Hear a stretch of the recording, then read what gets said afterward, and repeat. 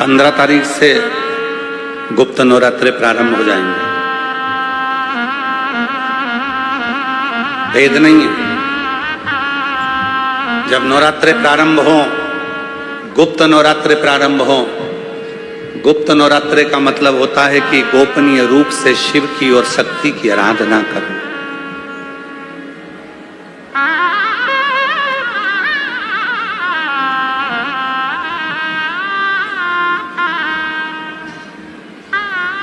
गोपनीय रूप से शिव और शक्ति की आराधना करो।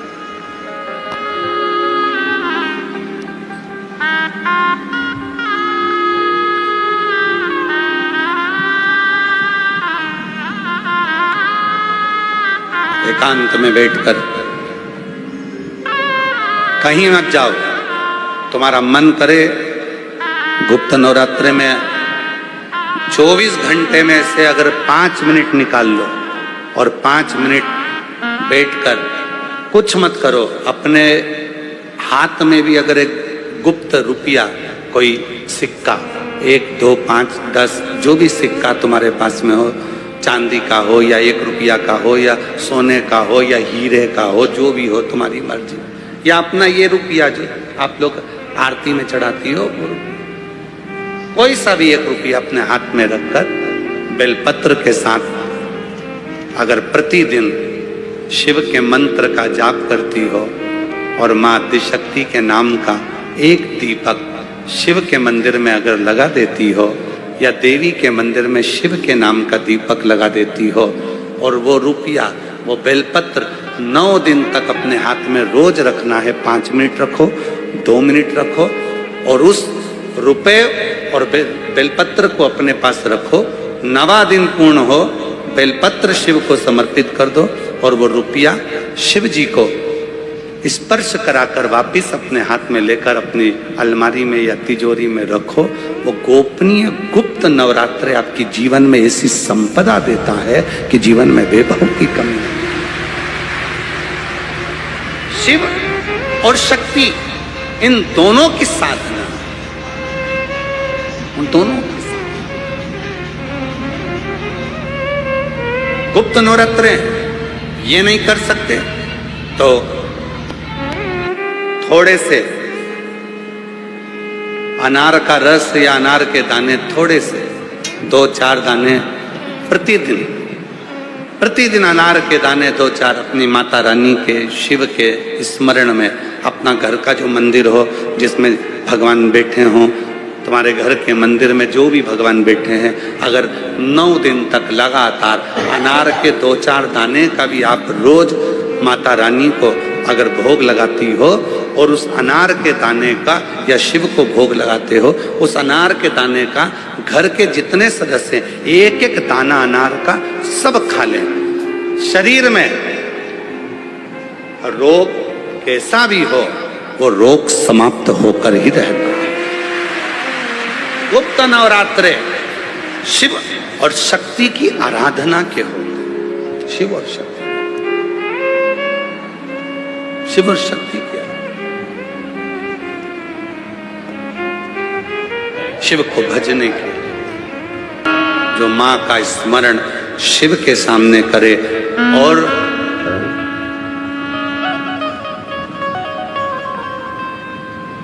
शिव का स्मरण माता के सामने करे तो माता प्रसन्न हो जाती है। प्रसन्न। कल कथा में कहा था, स्मरण में होगा आप लोगों के, देवी को प्रसन्न करने के लिए अग्नि की जरूरत पड़ती है और शिव को प्रसन्न करने के लिए जल की जरूरत पड़ती है। कल की कथा में कहा था। जितने देवी के उपासक हैं या अष्टमी नवमी पूजने वाले हैं, वो कंडा जलाकर, गोबरी जलाकर, गाय का गोबर सूख जाता है उसको जलाकर उसमें धूप छोड़ते हैं। मालपुआ या पूड़ी या खोट या सब्जी जो भी बनता है उसको छोड़ते हैं। अष्टमी नवमी पर पूजन करते हैं, धूप देते हैं, अग्नि में छोड़ते। क्यों छोड़ते? क्योंकि देवी अग्नि से प्रसन्न होती है और शिव जल से प्रसन्न होता है। जल से, देवी अग्नि से और शिव जल से प्रसन्न।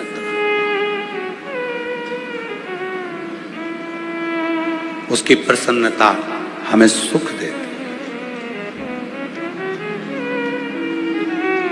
सुख केवल 4 नवरात्रे होते हैं, 2 गुप्त होते हैं, एक चैत्र का होता है, एक शरदी होता है।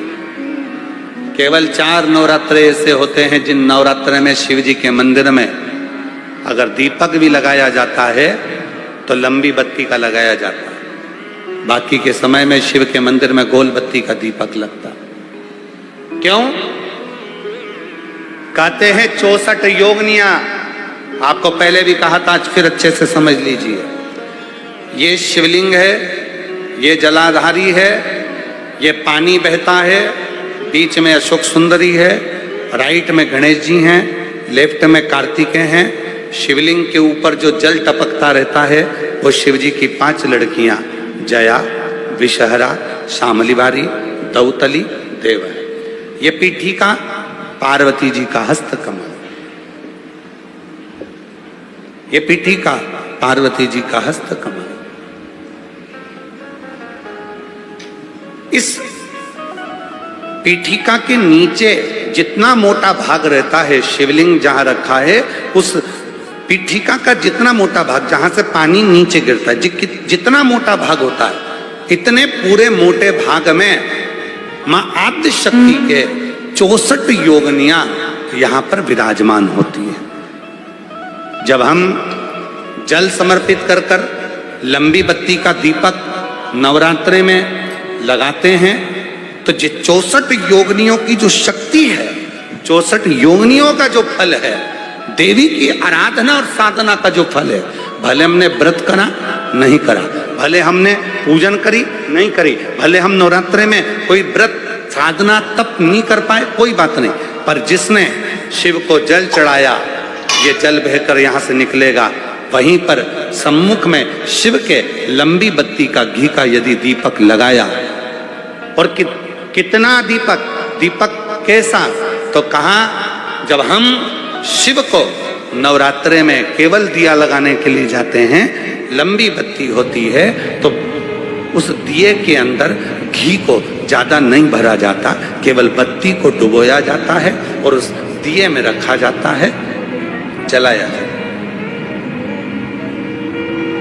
शिव और वो 64 योगनियां जो यहां विराज रही हैं, यहां शिवलिंग, मां आदिशक्ति दुर्गा भवानी, गणेश जी, कार्तिकेय, अशोक सुंदरी, शिव जी की 5 लड़कियां और ये 64 योगनियां। और 64 योगनियों के बाद में ये जल बहकर जाता है जितनी दूर तक, यहाँ 33 कोटि देवताओं का स्थान होता है। इसलिए हम जब लंबी बत्ती का दीपक लगाते हैं जल चढ़ाकर नवरात्रे में, तो शिव की आद्य शक्तियां हमको सुख प्रदान करना प्रारंभ कर देती हैं और हमारे भंडार में कोई कमी नहीं, वो भंडार कमी को दूर। मां आद्य शक्ति की आराधना साधना के साथ शिव की साधना हो तो वो बल देती, वो बल देती। और जब बल मिलता है तो हमें सुख का अनुभव। जब संसार का मनुष्य हर तरह से हारेगा, किसी भी एक शक्तिपीठ पर जाकर जब भगवान शिव को याद करेगा तो शिव और शक्ति उसके ऊपर कृपा बरसाना प्रारंभ कर, करुणा करना। 52 शक्तिपीठ में से एक शक्तिपीठ पर भी साल में अगर एक बार भी आप जाते हैं और वहां पर भगवान शंकर के मंत्र का उच्चारण करते हैं, नमः शिवाय, ओम नमः शिवाय, श्री शिवाय नमस्तुभ्यम, भगवान शिव के नाम का उच्चारण करते हो तो वहां पहुंचते से ही आपको वो बल मिलना प्रारंभ हो जाता है कि आप जिंदगी में कभी कहीं हारते नहीं।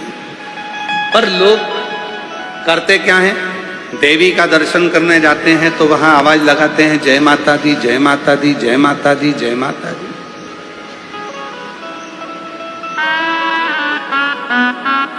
जय माता।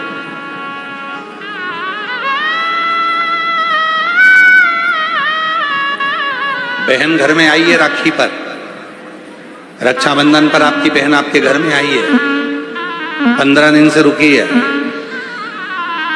प्रैक्टिकल कर कर देखना एक बार, बहन से एकदम अचानक जाकर कह देना